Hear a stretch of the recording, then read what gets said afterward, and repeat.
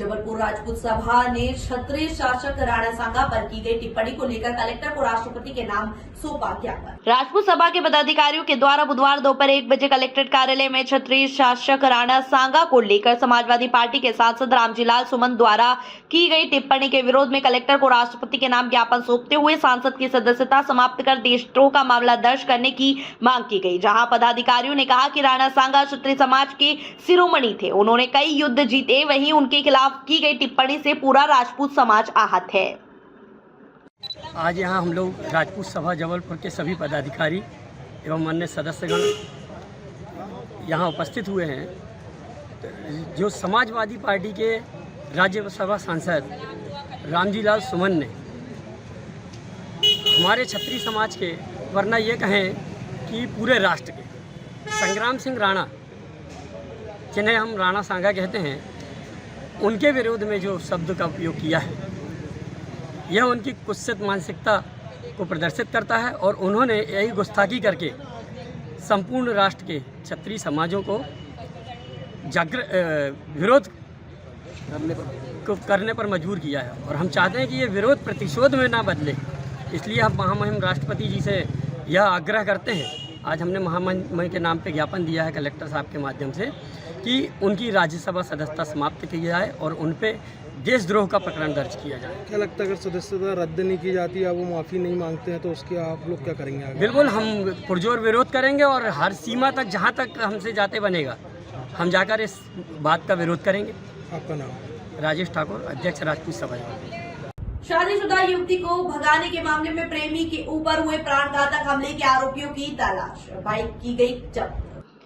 पनागर निवासी रंजीत कुशवाहा के द्वारा बेलबाग निवासी शादीशुदा महिला को भगाने के मामले में सिहोरा स्टेशन में हुए हमले के आरोपी पति और भाई की पुलिस सरगर्मी से तलाश में जुटी हुई है। जहां बुधवार को सुबह 11 बजे आरोपियों की बाइक जब्त की गई, वहीं आरोपी मौके से फरार हो गए। जहां पुलिस ने बताया कि रंजीत कुशवाहा के द्वारा प्रेम प्रसंग के चलते महिला को अपने साथ ले गया था। एडिशनल एसपी सूर्यकांत शर्मा ने बताया कि जब दोनों सिहोरा स्टेशन में उतरे तो बाहर महिला का पति आशु मोगरे और रोहित केतवास ने रंजीत पर चाकू से हमला कर गंभीर रूप से घायल कर दिया, जिसे गंभीर अवस्था में भर्ती किया गया है।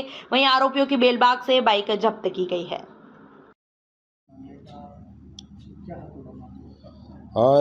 पनागर का रहने वाला एक रंजीत कुशवाहा है, जो बेलबाग में रहने वाले एक लड़की को भगा ले गया था, जयपुर ले गया था। कल वो जो वापस सिहोरा स्टेशन खितौला पर उतरा तो लड़की ने अपनी माँ को फ़ोन लगाया, तो माँ ने उसको बातों में लगाए रखा और इसके भाई और पति ढूंढ रहे थे, वो शादीशुदा थी। तो ये जो आशु मोगरे और रोहित कैथवास जो थे, ये आए और तत्काल उसको रंजीत कुशवाहा पे ताबड़तोड़ हमला कर दिया और चाकू से इस घटना से क्षुब्ध होकर मार दिया, जिससे उसको काफ़ी गंभीर चोटें आई है, जिसका इलाज अस्पताल में चल रहा है।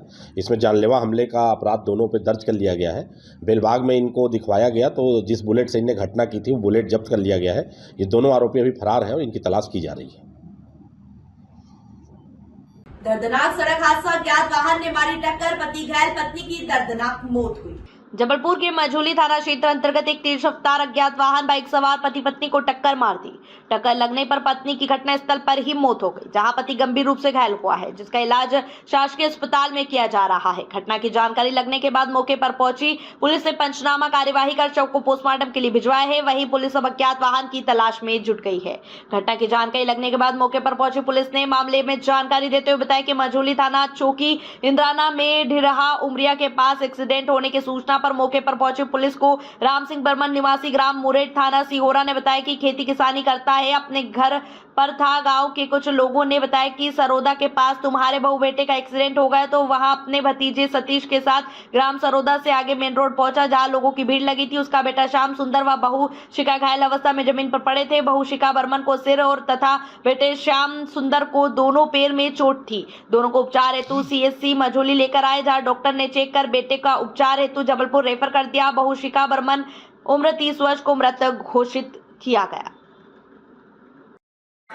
घटना के संबंध में जानकारी प्राप्त हुई कि आज लगभग 2:30 बजे सूचना प्राप्त हुई कि डेराव मरिया से सरौदा जाने वाले मार्ग में मन्नू सिंह राजपूत के खेत के पास एक्सीडेंट हो गया है, जिसमें एक महिला एक पुरुष घायल हुए हैं। मौके पर जाकर देखा तो एक महिला एक पुरुष घायल हुए थे, जिन्हें घायलों को एम्बुलेंस 108 की मदद से मझौली लाया गया। जहाँ पे एक महिला की मौत होना डॉक्टर साहब बताए और एक घायल का इलाज चल रहा है, जिसको इलाज हेतु मेडिकल कॉलेज जबलपुर रेफर कर दिया गया।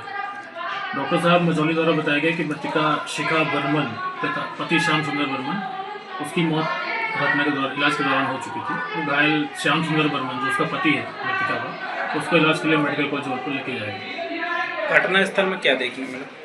घटनास्थल काय से हुआ एक्सीडेंट? घटनास्थल पे जो जानकारी अभी तक प्राप्त हुई है उसमें मृतिका और उसका पति दोनों बाइक से इलाज के लिए मझौली अपने गृहग्राम मुरैठ से आ रहे थे। रास्ते में किसी अज्ञात वाहन की टक्कर से उनका एक्सीडेंट हो गया और मौके पर महिला की मौत हो गई। मध्य प्रदेश में भ्रष्टाचार और कुशासन के खिलाफ कांग्रेस का विरोध तेज होता जा रहा है। जबलपुर में नगर कांग्रेस कमेटी ने मुख्यमंत्री का पुतला दहन करने का ऐलान किया है। यहाँ विरोध प्रदर्शन पूर्व आरटीओ अधिकारी सौरभ शर्मा पर अवैध संपत्ति के खुलासे के बाद किया जा रहा है। आइए देखते हैं यहाँ रिपोर्ट में। मध्य प्रदेश में भाजपा सरकार पर भ्रष्टाचार, घोटाले और कुशासन के आरोप लगते रहे हैं। महंगाई और बेरोजगार से त्रस्त जनता को अब कांग्रेस का समर्थन मिल रहा है। नगर कांग्रेस कमेटी जबलपुर ने मुख्यमंत्री का पुतला दहन करने का निर्णय लिया है। यहां प्रदर्शन 2 अप्रैल 2025 को दोपहर 3 बजे मालवीय चौक पर होगा। पूर्व आरटीओ अधिकारी सौरभ शर्मा पर 92 करोड़ की अवैध संपत्ति, 52 किलो सोना और 11 करोड़ नकद होने का मामला सामने आया है।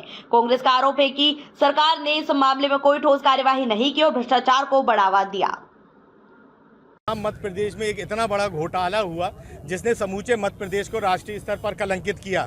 सौरभ शर्मा जो कि परिवहन विभाग का एक सिपाही था, उसकी गाड़ी में लगभग 60 किलो सोना, कई करोड़ों की नकदी, कई उसकी जायदादें, ये सब घोटाला सामने निकल के आया तो सरकार उसको बचाने में जुट गई। परिवहन विभाग के मंत्री माननीय गोविंद सिंह राजपूत जी उसको बचाने में जुट गए और कल जब उसकी बेल की एप्लीकेशन लगी थी तो लोकायुक्त की विशेष अदालत में लोकायुक्त 60 दिन के अंदर उसका चालान नहीं पेश कर पाई। साफ तौर पे भारतीय जनता पार्टी सरकार और सौरभ शर्मा आपस में साझेदार हैं। जो पैसे की लूट करी गई है, जो भ्रष्टाचार से धन अर्जित किया गया है, इसमें भारतीय जनता पार्टी सरकार, माननीय मुख्यमंत्री जी, परिवहन विभाग के मंत्री गोविंद सिंह राजपूत जी और सौरभ शर्मा का पूरा ग्रुप ये मिलकर उस पैसों की बंदरबाट करना चाहते हैं। इसीलिए सरकार चाहती है कि शीघ्र अतिशीघ्र सौरभ शर्मा को जमानत मिले, वे जेल के सीकचों से बाहर आए और खुले तौर पर भारतीय जनता पार्टी सरकार और सौरभ शर्मा जैसे अपराधी मिलकर उस पैसे की बंदरबाट कर सके। आज यहाँ पर हम लोग ने मध्य प्रदेश के मुख्यमंत्री मोहन यादव का पुतला जलाया है और जबलपुर की धरा से संदेश देना चाहते हैं कि मध्य प्रदेश में इस तरीके के जो भ्रष्टाचारी हैं उनको बर्दाश्त नहीं किया जाएगा। मध्य प्रदेश कांग्रेस कमेटी के अध्यक्ष माननीय जीतू पटवारी जी के आह्वान पर मध्य प्रदेश के कोने कोने में मुख्यमंत्री मोहन यादव का पुतला दहन हो रहा है और जो उनका भ्रष्ट चेहरा है उसको हम मध्य प्रदेश की जनता के सामने रख रहे हैं। सौरभ शर्मा ने जो संपत्ति अर्जित करी है उसमें बहुत बड़ा हिस्सा भारतीय जनता पार्टी के मुख्यमंत्री का और भारतीय जनता पार्टी के परिवहन मंत्री गोविंद सिंह राजपूत का है, जिसका आज यहाँ पर हम लोगों ने विरोध करा है और पुतला दहन करा है।